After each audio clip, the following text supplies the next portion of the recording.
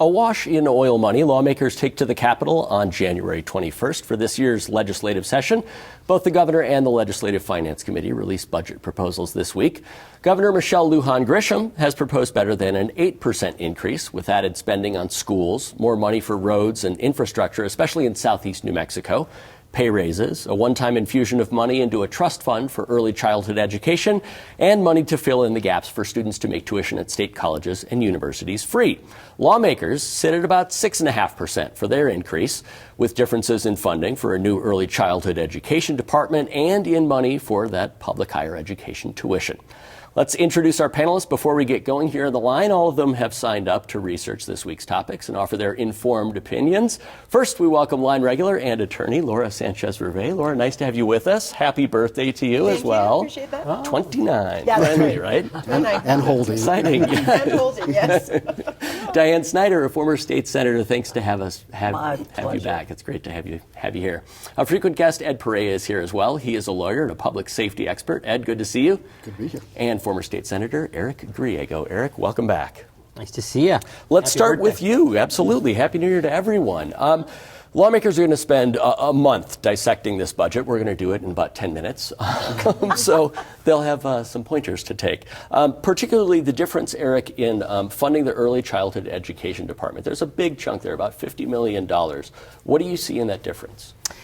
Well, you know, I think the creation of an early childhood department was a huge accomplishment. I think a lot of folks get credit for working hard on that. And but if you're going to create a new sort of infrastructure, you got to fund it, right? And that means taking all these disparate pieces that used to be in various departments and trying to do it in a consolidated way, as many states have done, is a huge step forward for young children in New Mexico. Unfortunately, and I agree with James Jimenez at New Mexico Voices, who said, Lino, look, we've done all this work, we've been talking about this, we have the money now, we need to fund this department, and not just and by the way, this isn't just funding a bureaucracy and a bunch of state employees, this is funding programs and funding the whole spectrum of early childhood, which, you know, starts before birth, but really at least at birth, 0 to 5. Which has been grossly underfunded, and it still is. There have been some big increases. One of the other things in this budget that the governor's proposing is a number of increases which are very positive in terms of eligibility for child care assistance, some more money for various programs, all good stuff. And then there's this $320 million early childhood trust fund. Again, positive on its face. It seems like a lot of money, but essentially it's money that's going to be kept in reserve, and then we'll be drawing down a significant but not nearly adequate amount of funding for early childhood, you know, $20 to $30 million a year. And it sounds good on paper. My only concern is that we're funding early childhood probably best case scenario 2/3 of what it should be at in terms of the 120,000 kids 0 to 5. So what we ought to be talking about is diversifying state revenues in a way that doesn't rely on oil and gas, not just for all of state government, but specifically for things like investments in early childhood. So I hope that in this session, in addition to talking about this very important budget issue, that they'll talk about how do we really replace those oil and gas revenues with reforming our personal income tax system, reforming our corporate tax system, eliminating, you know, deductions for things like capital gains. So that way we are not relying on this boom and bust cycle we're in and having to create special funds so that we can save the money. The last thing I'll say is I think it was the governor, this is a big increase, but I want to remind people that we had a flat budget for many, many years, and we haven't invested in things like early childhood and K-12 and so on. So this is sounds like a big increase, but it's really making up for lost time. And then the governor also is proposing putting 25% into reserves, which is a huge amount of money to say we're going to make sure we can cover any unforeseen circumstances. So it's a good budget. I'm a little disappointed in where the early childhood money is going. And I think her budget is much better than the Legislative Legislative Finance Council's budget, the legislative budget. Sure. Laura, I want to pick up with you on this. Do you think that what Eric was talking about, that the Early Childhood Trust Fund takes the place of any proposed constitutional amendment for land grant permanent fund or anything like that for early childhood education? Well, I don't know that it takes. I think it's a win for those that have advocated for the trust fund for a long time. Sure. I think that it's important to create a different space than what the permanent fund has done. And I think what I find really interesting is that LFC, their proposal actually increases the amount over what the governor proposed. So the governor proposed $320 million. LFC's proposing $325 million for that, which I think is a huge, for anybody who's been around the legislature and has been part of this discussion. That's huge to have the legislators like John Arthur Smith, Senator Smith from Deming, to then, to bless this idea of putting more money into that fund. I think it's important to recognize that. I think that's a good move forward. But back to what Eric was saying, 21, I think it's 21.7% less funding for that department right, over what the governor's proposing. That's pretty big. Sure. I think so. So big picture, if you take a step back, it's interesting to me to see how close they are in the big numbers to each other. The governor's proposal is like 7.68 maybe, something like that. Billion, right. Or billion, yeah. I'm sorry, 7.68 billion.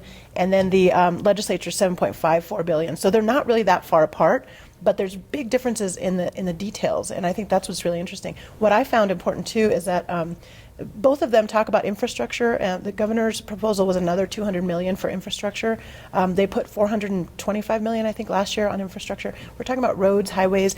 That's also a job creator, which is important for New Mexico to make sure we have people that are, taking those jobs in construction. We're able to get people to work to do that. And so that I found really important. And there might be kind of a spin-off from that real quickly, and Diane, I'll come to you next, but you hear in the construction industry they're having such a difficult time finding people. So if you create these jobs where there's a stable, maybe 1 or 2 year window for some of these projects, then you have those people here. It's easier for people in Albuquerque, the southeastern part of the state, to sort of entice them. Diane, fiscal conservatives, I think they bristle when you create a new State Department because automatically you're having to sort of replicate stuff that was already taking place. If you're carving up a bunch of departments and putting them into the early childhood education umbrella, you're going to have to hire just sort of staff to make that department work. Does that concern you?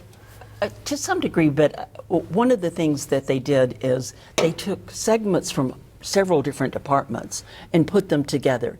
Yes, you had to have a new secretary and leadership. There will be some additional staff, but not like it was something that the services weren't already being done or provided. So in that sense, it's not totally new. I think that fiscal conservatives, we tend to like the idea of the trust fund because you're planning ahead for the future. Because no matter, even with the 25% reserve, oil and gas is not going to stay at the top like it is right now. It will eventually bust back down. The boom only lasts so many years.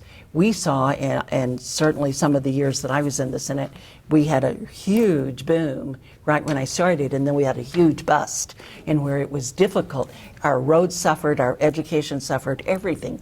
Our courts were really penalized so far as getting funding. So you have to really plan ahead. So I do think the fiscal conservatives would like that.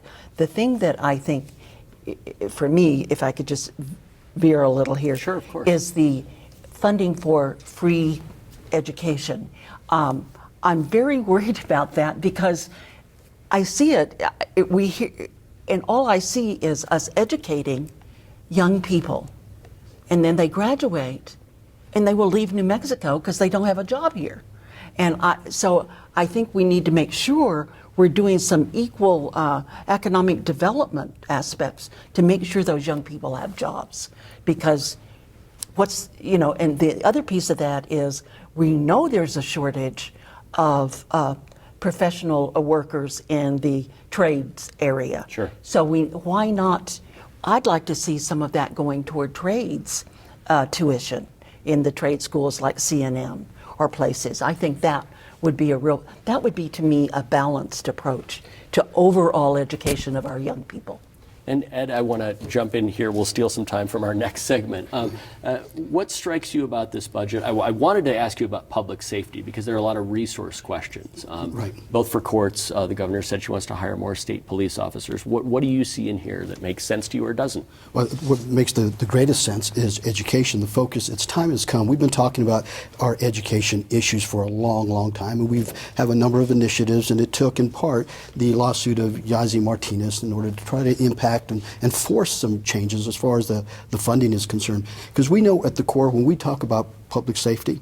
You know, we think about crime stats and we think about violent crimes and everything associated with crime and victims, which is so important, but it all starts with education. If we can have a solid educational foundation within this state, it's going to impact everything along the way. So this is really an investment into our criminal justice system. The greater, the stronger, the more efficient our education system is, I would expect, and I think statistics play out, that even crime will drop. There are some issues that impact crime when it comes to a soft or a weak educational system. So again, from the public safety standpoint, this priority and this focus on education, I think, is critical to the future of our overall criminal justice system, because there is a cost associated with that. And I think the governor in this case is investing on the education piece, and in the future, that'll reduce the cost on our criminal justice side. Because right now, the criminal justice system needs an infusion of money and revenue in order to deal with our current crime problem. Sure. So this is a look towards the future. And we hear that time and again, you know, it costs so much more money to deal with this on the back end Right. in the judicial system than it does in the education That's right. system. So we're up against the clock, so we'll have to leave it there. We are going to get political in our next segment, talking high-profile new entries into the race for the U.S. Senate.